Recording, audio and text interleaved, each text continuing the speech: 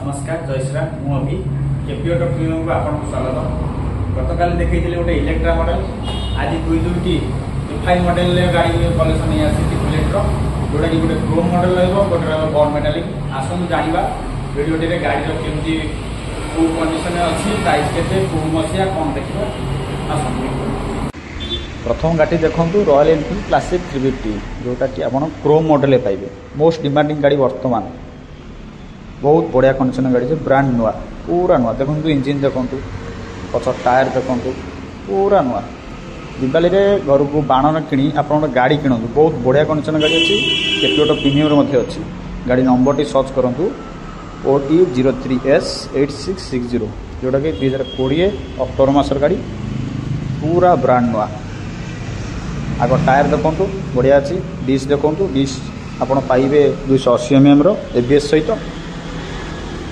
most demanding गाड़ी Chrome model देखो गाड़ी पूरा नीट एंड क्लीन कौट आप गाड़ी गोटे स्क्रैच भी पाइबे पछ टायर देखो देखो डिशटा पछर रही 240 mm किलोमीटर देखी दूसरी देखो किलोमीटर है 20,165 किलोमीटर फुएल टैंक 13 लिटर 500 रही गाड़ी वेट 196 kg रही बहुत बढ़िया प्राइस अच्छी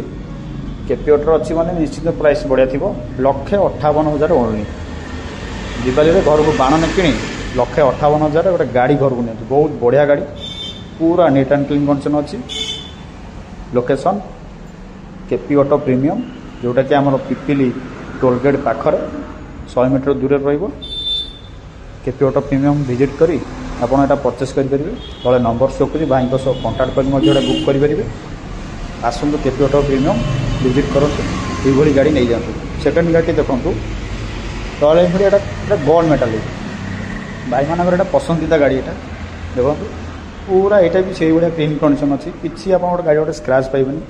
पछ टायर देखो टायरटा आम पकई जाइए नुआटी यहाँ जमा चलनी बहुत बढ़िया कंडीशन अच्छी देखो आर प्राइस 1,58,000 रही बहुत बढ़िया प्राइस अच्छी आर भी देखो नंबरटा सर्च करूँ OT19R8939 ये भी 2020 रही घर को दिवाली रे बाण न कि यही गाड़ी किणु आग डिश देखो ये 240 mm ABS सहित तले नंबर शो कर भाई को कंटाक्ट कर बुक करेंगे आसिक केपी ऑटो प्रीमियम विजिट कर परचेस करेंगे गाड़ी देखो किलोमीटर मुझे देखा दूसरी 32,312 किलोमीटर चलती गाड़ी ये 13 लिटर 500 रही फ्यूल टैंक 196 kg रही गाड़ी बहुत बढ़िया कंडीशन अच्छी गाड़ी चारिपट आप देखा दूसरी बहुत बढ़िया कंडीशन आप नुआ गाड़ी किणला बेले फिल लगे आपको